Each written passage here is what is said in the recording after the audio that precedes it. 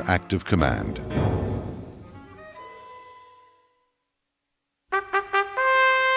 Corporal Franklin Coons of the U.S. Rangers was one of many who won awards for bravery at Dieppe. Admiral Mountbatten personally gave him the British Military Medal.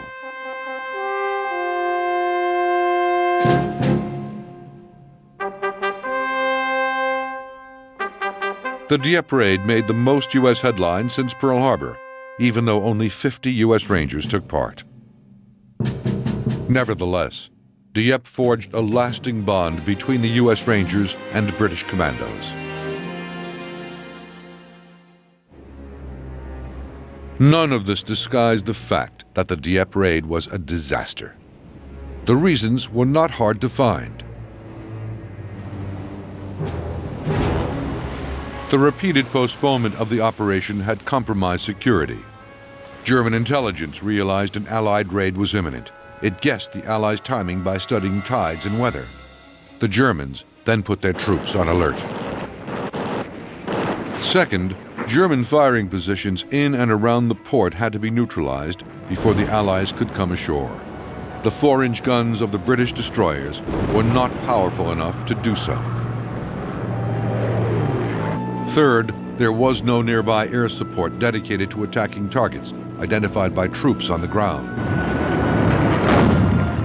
The Allies had not achieved air superiority over the Luftwaffe, despite the 63 fighters and the bomber squadrons that had been committed.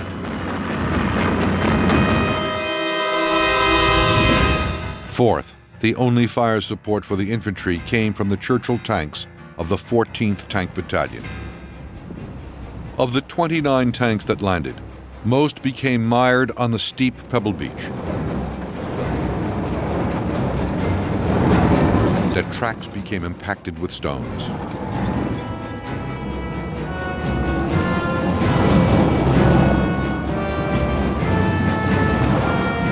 They were then easy targets for the Germans and were largely unable to support the infantry. It was a pitiful waste of resources.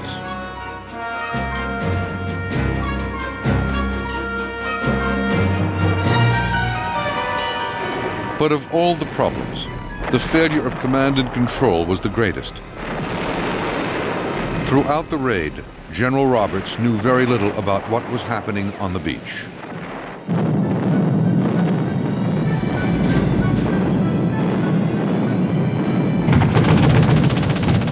German snipers targeted his radio operators on the shore. Few survived the assault. With communications failing, it was almost impossible to coordinate the Allies' withdrawal. Casualties mounted relentlessly. The Allies realized that attacking a defended port was doomed to failure. These lessons were taken to heart and applied before the Allies returned to France at Normandy on D-Day, June 6, 1944.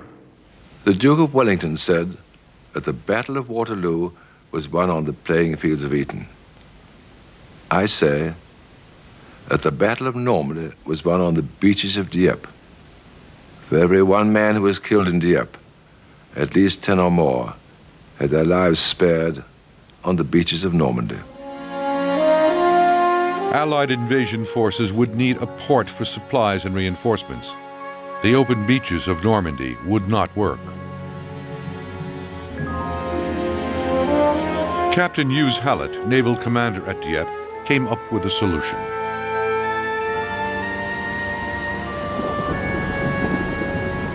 The Allies constructed artificial concrete harbors, which they towed across the channel and assembled off the invasion beaches.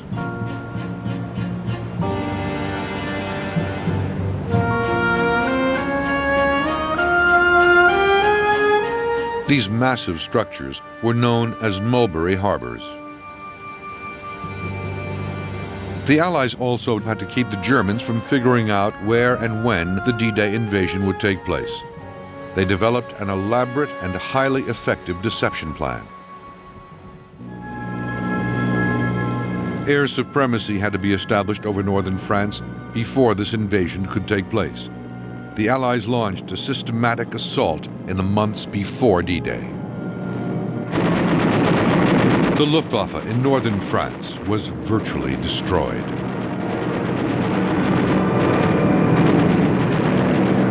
Air attacks on communications kept German reinforcements from reaching Normandy quickly once the Allies landed.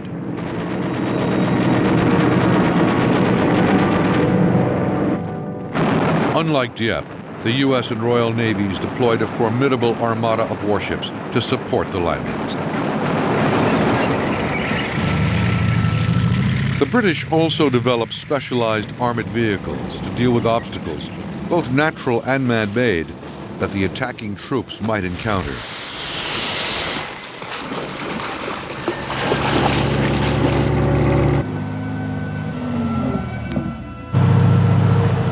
One known as the Ark was designed to get tanks over seawalls like those at Dieppe.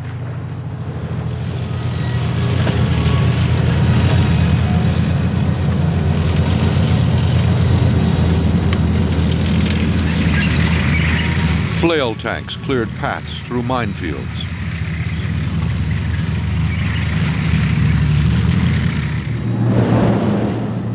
Flame-throwing tanks could subdue strong points.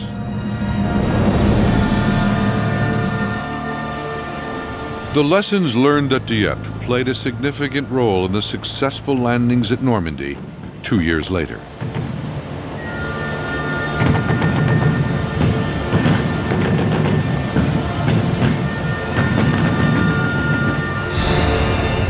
They were the key to defeating Nazi Germany.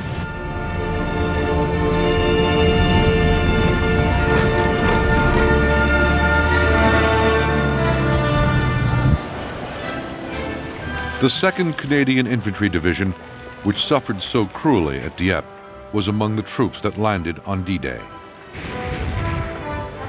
Afterward, the division fought its way across France, Belgium, and Holland, and into the Nazi heartland.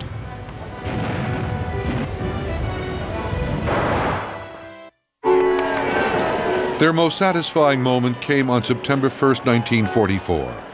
The Canadian battalions that had fought at Dieppe, the Royal Regiment, Camerons, South Saskatchewans, Essex Scottish, and Hamiltons, returned to Dieppe and liberated it. They were given a heartfelt welcome by the townspeople in recognition of the awful price they had paid at Dieppe just 2 years before. The losses suffered by the Canadians during the raid on Dieppe remain controversial to this day. But in the words of Winston Churchill, Dieppe should occupy a place of its own in the story of war. Casualties alone should not classify it as a failure. The sacrifice of the brave men who fell was not in vain.